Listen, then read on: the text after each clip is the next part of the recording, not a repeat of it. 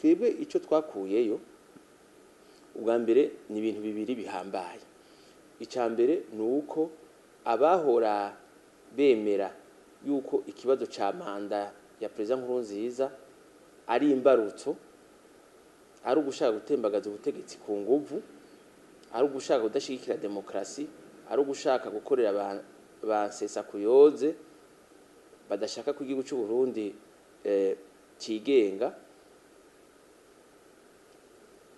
barotinze barumva yuko ikibazo cya manda kitakiri ikibazo.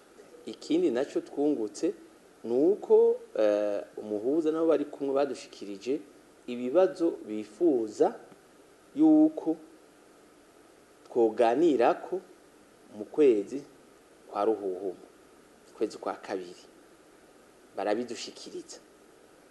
Bavuga ati turabingene twotsimbataza icyambere, twarabingene twotsimbataza amahoro n'umutekano, tukageza tukavugana bazokwitaba ibiganiro, tukavugana ikintu cerekeye ikinga no kuvuga immunité provisoire. Bakongera ko ati nabajya bashatse gutembagaza ubutegetsi navyo nyine tworaba ingene boronka iryo kinga.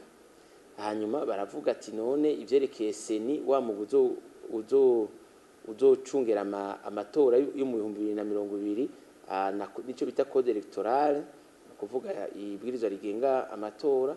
Hanyuma rero baravuga ati turumva yuko mu gihugu cy'u Burundi mu gihugu ku rubuga hagenda umugambo umwe gusa uri ku butegetsi abandi batajayo, tutegeza kukivuganako. Iki nacyo baravuga n'imigenderanire, ingene imigenderanire hagati y'igihugu cy'u Rwanda yosubira kumera nk'uko yahora, hagati y'igihugu cy'u Bubiligi namwe bw'ingene yohora. Hama rero baranavuga ati none ibiganiro byo bandaniriza Arusha canke ino. Ivyo rero barabidushikirije. Ubu rero tuko turabikorera umwe wese ariko abikorera mu migambwe cyangwa mu nani cyangwa mu migambwe bacuditse. Mugabo twebwe aho duhagaze turashigikiye ko ibwirizwa shingiro cyo ugushika uyu munsi leta yose yojaho yokurikiza ibwirizwa shingiro. Mugabo imbere yo kuja mu matora yo mu 2020 hakazogendaho ibwirizwa ryatowe nabe n'igihugu biciye muri kimwe bita referendum. No kuvuga twe turashigikiye ko ibwirizwa ririho kubera birimo inenge nyinshi n'ingingo nyinshi zashaje, turashigikiye yuko byosubirwamo.